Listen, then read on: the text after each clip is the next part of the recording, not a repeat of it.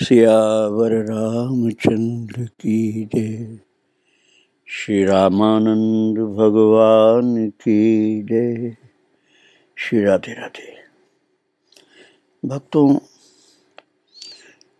किसी दिव्यात्मा के जन्म की बात बताना बड़ा कठिन होता है, क्योंकि उनके जन्म के बहुत से कारण होते हैं। उसको समझना समझाना साधारण बात नहीं होती है। और आप जिनका चरित्र श्रवण करने जा रहे हैं, वे एक ऐसे ही अद्भुत दिव्यात्मा थे। वो द्वादश महाभागवतों में 12वें थे। आप पहले 11 सुन चुके हैं। स्वयंभू नारद शंभु कुमार कपिलो मनु प्रहलादो जनको भीष्मो बलिर्वैयासकी। और अब हम आपको धर्मराज, जो 12वें महाभागवत थे, उनके अवतार की बात सुनाने जा रहे हैं। इनके पूर्व जन्म का वृत्तांत तो हम आपको बाद में समझाएंगे। अभी आप ये समझिए कि इनका जन्म किस प्रकार से अद्भुत हुआ था। भक्तों, काशी जी में एक रघु नाम के चर्मकार रहते थे, और उनकी स्त्री मर गई थी। वो दूसरी स्त्री को बैठालना चाहते थे, परंतु कोई उनके मन लायक स्त्री मिलती नहीं थी। तो गंगा दशहरा के दिन वो स्नान करने दशाश्वमेध घाट पर गए, रघु चर्मकार। और दोपहर का समय था, ग्रीष्म ऋतु थी। पक्के घाट की सीढ़ियां एकदम गर्म हो रही थी, जैसे जल रही हूं। बालुका भी तप रही थी। वहां कुछ मोटी मोटी लकड़ियां पड़ी हुई थी। उसी पर अपना सामान रख करके वो धारा में जा करके रघु चर्मकार स्नान करने लगे। भक्तों, ठीक उसी समय एक कुमारी कन्या, जो दूर से बहती हुई आ रही थी, उसको तुरंत रघु ने पकड़ करके किनारे पर लगाया। देखा कि वो मरी नहीं है, वो जीवित है भी। श्वास बहुत धीमी धीमी चल रही थी। रघु चर्मकार बड़ा कुशल था तैरने में। उसने उसको बचा लिया, कुमारी कन्या को। पेट के अंदर अभी जल नहीं गया था, इसलिए वो आराम से जल्दी से बिल्कुल स्वस्थ हो गई। उसने उसको अपना सूखा वस्त्र पहनने को दिया, रघु चर्मकार ने, और उसका भीगा हुआ गीला वस्त्र धोकर अपने कंधे पर रख लिया, और स्वयं भीगी धोती पहने हुए उस कन्या को लिवाकर अपने घर लाया। गंगा जी में डूबकर मरने से बचा लिया था रघु ने, नहीं तो वो तो मर गई होती है। और अपने पिता बैजू से रघु ने सब वृत्तांत सुनाया कि ये कन्या गंगा जी में बहती चली जा रही थी। मैंने तो मरी हुई समझा, लेकिन भगवान की इच्छा से फिर भी बाहर निकालने का मन हुआ तो देखा उसके अंदर सांस थी। तो उसको देखने के लिए पास पड़ोस के सब लोग जुट गए। भक्तों, वो कन्या बहुत सुंदरी थी। स्त्रियां उसे घेर करके बैठ गईं और पूछ पूछ करके उसके विषय में जानने की कोशिश करने लगी कि वो कहाँ से बहती हुई आई। तो उसने कहा, उस कन्या ने, कि मैं ब्राह्मण की कन्या हूं। पिता तो जन्म के थोड़े दिन बाद ही मर गए थे। माता ने पाला पोसा। वो कन्या ने बताया कि मेरी माँ को मेरे विवाह की बड़ी चिंता थी, लेकिन वो चेचक के रोग से ग्रस्त हो गई। वहां बोला जाता था मतहाई। चेचक के रोग को माता बोलते थे। तो रोग चारों तरफ फैला था, इसलिए उसको बोला कि मतहाई के रोग से बच नहीं सकी वो माता, और मेरे आगे पीछे कोई था नहीं। वो लड़की बता रही है कि गोत्र के लोगों ने मेरे ऊपर दया करके उसे गंगा जी में प्रवाहित कर दिया। माँ को, पिता पहले मर गए थे, माँ भी मर गई, उसको गंगा जी में प्रवाहित कर दिया। उसने बताया कि उसके बाद मुझे बहुत रुलाई आई, बहुत रुलाई, इतना रुलाई आई तो मैं रोती ही रही गंगा किनारे, और मुझे विलाप करते रोते हुए छोड़ करके लोग चले गए। उसी विलाप की दशा में गंगा जी में कूद पड़ी कि मैं इस शरीर का अंत कर डालूं, परंतु मैं डूब नहीं सकी। गंगा जी ने ऊपर फेंक दिया मुझे। एक बार डूबी थी, फिर गंगा मैया ने फिर फेंक दिया ऊपर, और बहती बहती मैं दशा समेत घाट पर पहुंची हूं। और उसके बाद का वृत्तांत आप सब लोगों को पता ही है। ये मुझे निकाल करके लाए हैं रघु चर्मकार, और इस घटना का वृत्तांत वहां आसपास के लोगों में अर्थात पूरे मोहल्ले में गूंज उठा। कितने ही अच्छे कुल वाले उनसे विवाह करने के लिए तैयार भी हो गए, और बैजू से अर्थात जो रघु निकाल कर आया था उसके पिताजी से लोग चर्चा करने लगे कि ये कन्या जो गंगा जी से निकाल के लाए हैं उसके साथ हम विवाह करना चाहते हैं। धनवान लोगों ने कहा।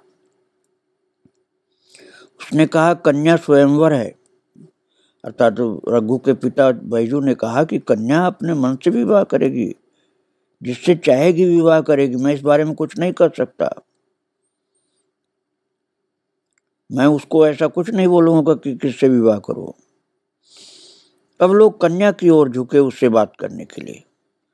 तो कन्या ने कहा मैं दुखी जीव हूं, मुझे तंग मत कीजिए आप लोग।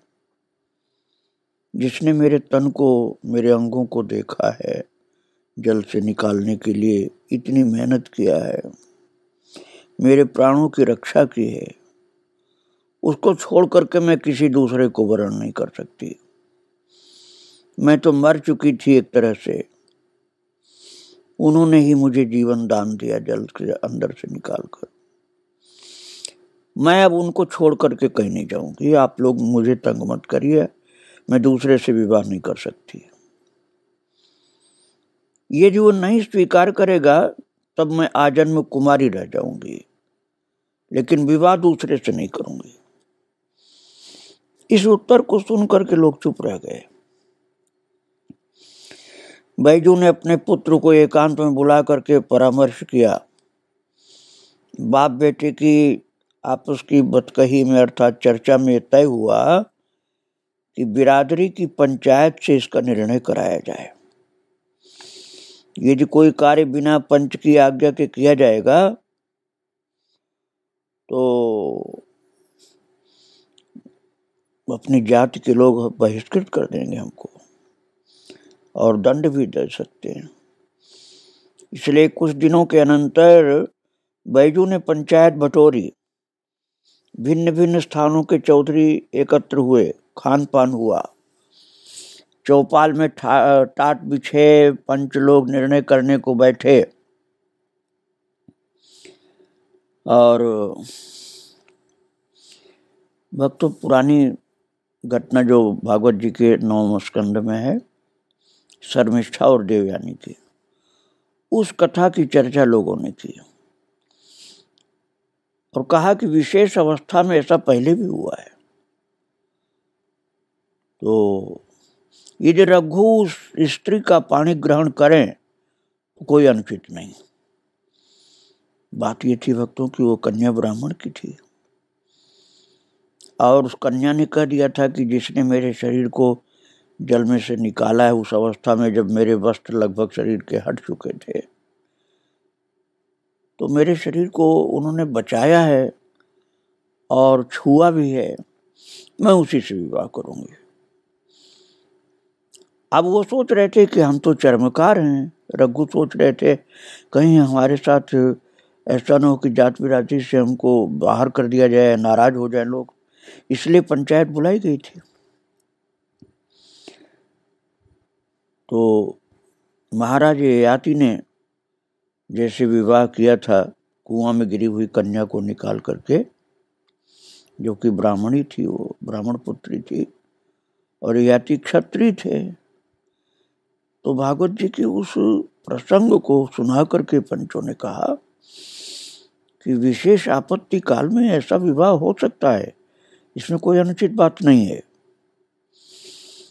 तो रह गई खान पान की बात, ये ब्राह्मणी की इच्छा पर छोड़ देना चाहिए। वो अलग बना करके खावे चाहे परिवार के साथ रहे, वो उसकी इच्छा पर है। और पंचों ने इसका समर्थन किया। तब सरपंच ने निर्णय किया कि ब्राह्मणी ही रसोई बनावे और परिवार के लोग सब अखाद्य पदार्थ खाना छोड़ दें।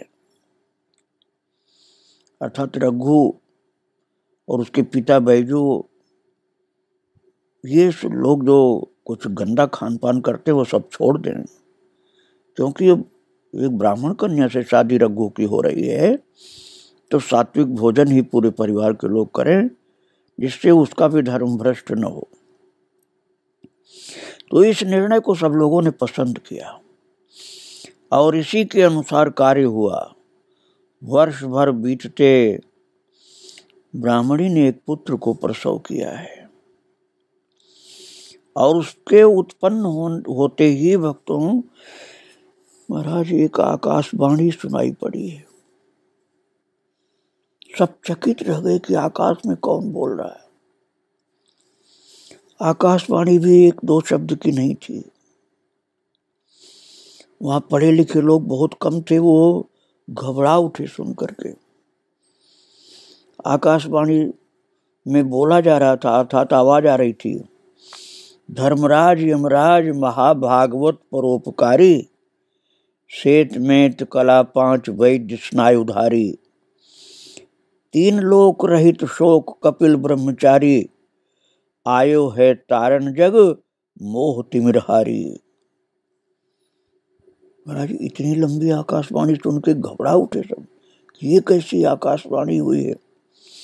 उन्होंने समझा घर में प्रेत का वास है, अब यहां से हट जाना चाहिए, क्योंकि बोलने वाला तो दिखलाई नहीं पड़ा, लगता कोई प्रेत बोल रहा है। और भक्तों, एक कहावत होती है, भेड़ियों की चाल, भेड़ की चाल होती है, तो ऐसे ही सब यही बात कहने लगे। एक ने बोला, सब बोलने लगे एक बात। और महाराज बच्चे का जन्म हुआ था और आकाशवाणी भी अद्भुत हुई थी। उस ब्राह्मणी के गर्भ से जो बच्चा हुआ था, बड़ा अद्भुत था बच्चा वो, जिसके जन्म पर ही आकाशवाणी हुई। बड़ा गौर वर्ण का, सुंदर, नेत्र बड़ी विशाल, अतिशय आकर्षक, तेज था बच्चे में। इसे देख करके अचंभे में आकर के उन लोगों ने उसको छत्तीसा कहा, अर्थात ये जिएगा नहीं, ज्यादा से ज्यादा 36 दिन जिएगा। अब उन लोगों की जितना बुद्धि थी उतना ही तो सोच सकते थे भक्तों। वो पढ़े लिखे लोग नहीं थे बिल्कुल भी। हाँ, कोई पूर्व जन्म का पुण्य जरूर था उनका। उन्होंने सोचा कि 36 दिन के अंदर मर जाएगा, इसके तो लगता है भूत की आवाज साथ में पैदा हुई है, तो जन्मोत्सव को 36 दिन के लिए टाल दिया। और पिछले जन्म की गुरु सेवा के प्रताप से पूर्व जन्म की स्मृति थी बच्चे को, तो उन्होंने विचार किया कि एक दिन भिक्षा ग्रहण मात्र से ऐसी दशा हुई है। अब ये बात मैं आपको आगे फिर समझाऊंगा, तब आप समझ पाएंगे कि भिक्षा ग्रहण में गड़बड़ी क्या हुई थी। महाराज बात ये थी कि ये पूर्व जन्म में भगवान रामानंद आचार्य जी के शिष्य थे। ब्राह्मण थे, गलती हुई थी, मैं उसको आपको बाद में बताऊंगा। तो इन्होंने सोचा था कि मैं शरीर छोड़ दूंगा अनशन करके, इस बच्चे ने सोचा था। अब छोटा बच्चा बोल तो नहीं सकता था, लेकिन मन में सोच तो सकता था। उस बच्चे ने सोचा कि ये ब्राह्मणी कन्या और पिता जो मेरे हैं ये चर्मकार हैं, इनके यहाँ मेरा जन्म हुआ है, और मुझे नहीं ठीक लगता है कि मैं दूध इनका पीऊं। भक्तों और भगवान रामानंदाचार्य तो सर्वज्ञ थे ना, उन्होंने स्थिति को जाना और अनंतानंदाचार्य जी महाराज सहित पधारे। अब आप बच्चे का भाग्य सोचिए, स्वयं भगवान श्री रामानंदाचार्य जी रघु चर्मकार के घर पधारे, क्योंकि बच्चा दूध पी नहीं रहा था, ऐसा लगता था मर जाएगा। अनंतानंदाचार्य जो सबसे बड़े शिष्य थे, उनको लेकर के गुरुदेव भगवान पधारे और आज्ञा दी कि आंगन में गाय के गोबर से चौका लगाकर बालक को धरती पर रख दो और सब लोग घर से बाहर हो जाओ। तो महाराज आंगन में गाय के गोबर से चौका लगाया गया, बालक को चौका लगाए हुए धरती पर लिटा दिया गया, छोटे से बच्चे को, और सब लोग घर के बाहर चले गए। और भगवान श्री रामानंदाचार्य जी महाराज आए छोटे से नवजात शिशु के पास और बोले, तुम विशुद्ध भागवत भजन करोगे, हमारी कृपा रहेगी, क्यों घबराते हो, मरने की बात क्यों सोचते हो। और ऐसा कह करके उसको शिष्य बना लिया।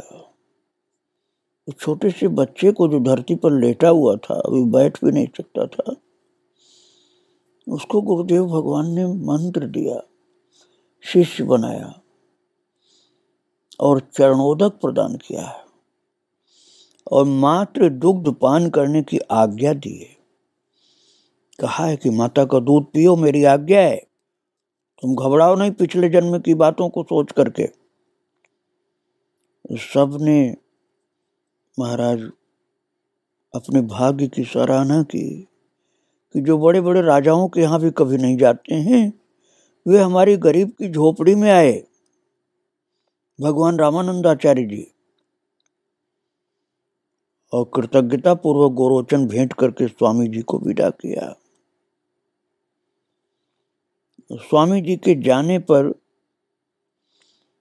पूरे मोहल्ले में, चर्मकारों के मोहल्ले में हल्ला हो गया कि जहां कोई कुलवान, धनवान और विद्यावान जल्दी आना नहीं चाहता, वहां इतने बड़े गुरु जिनको अवतार कहा जाता भगवान का, वे आए और बिन बुलाए आए।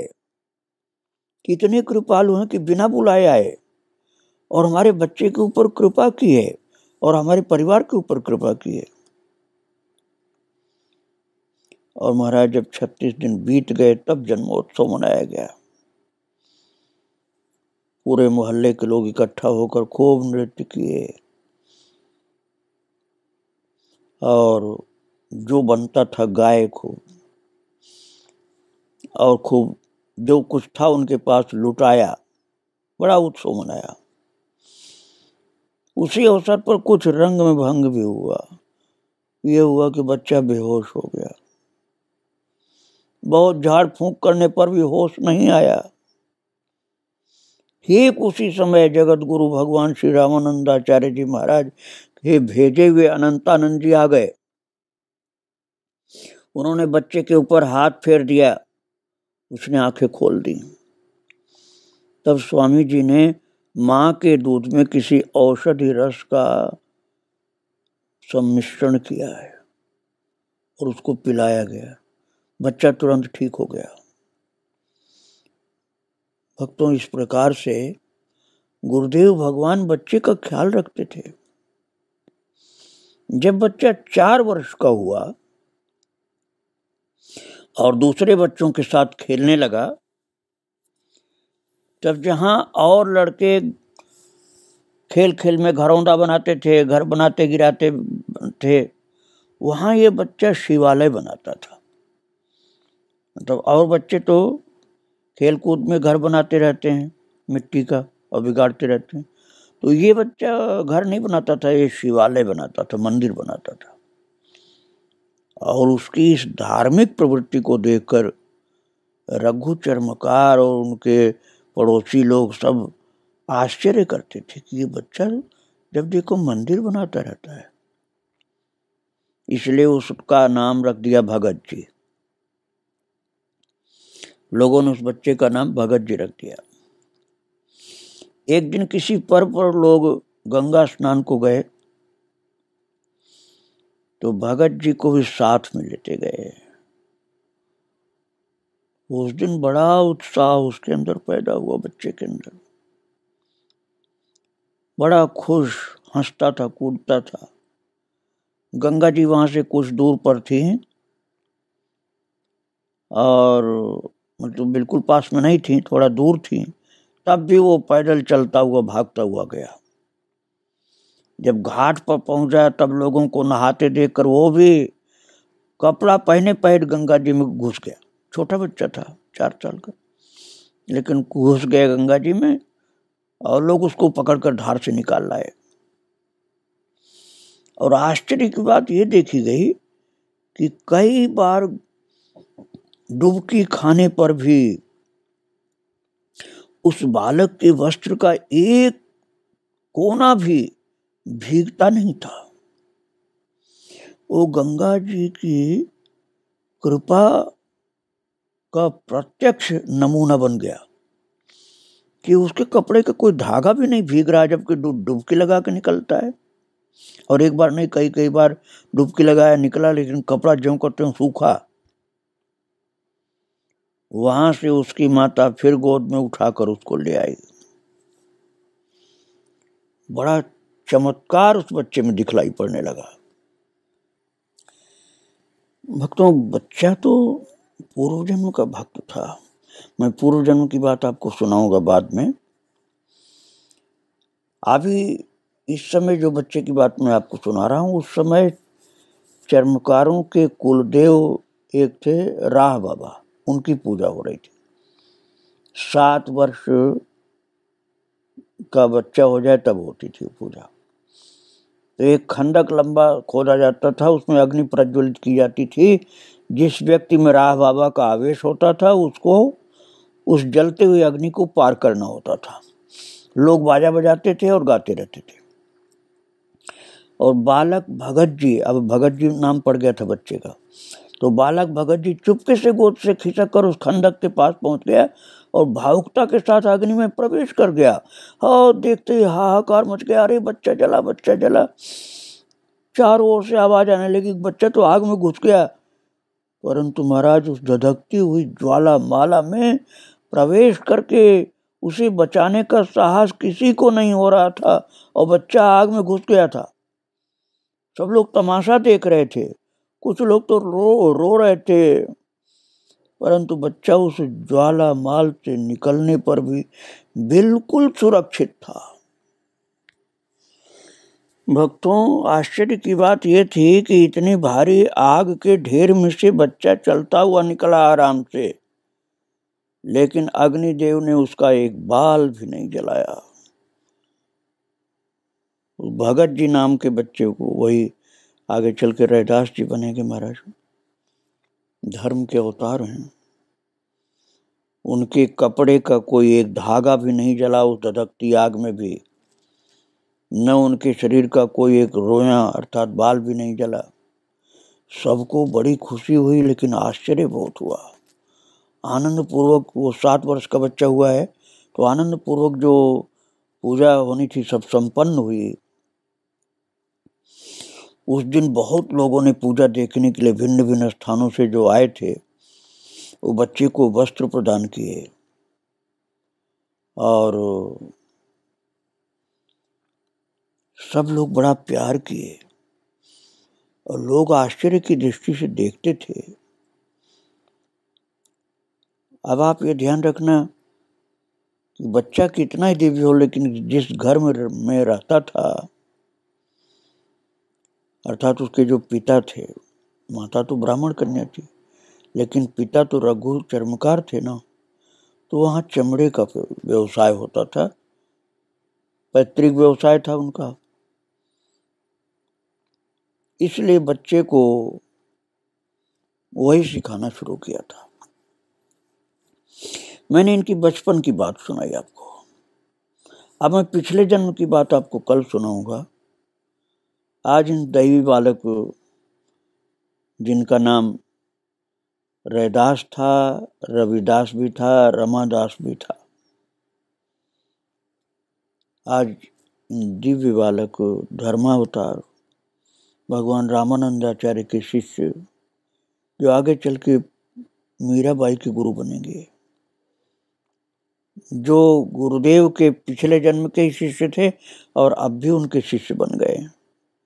नन्हे से बच्चे थे, गोद में रहते थे, धरती पर लेटते थे, चल भी नहीं पाते थे, बैठ भी नहीं पाते थे, तभी दीक्षा मिल गई।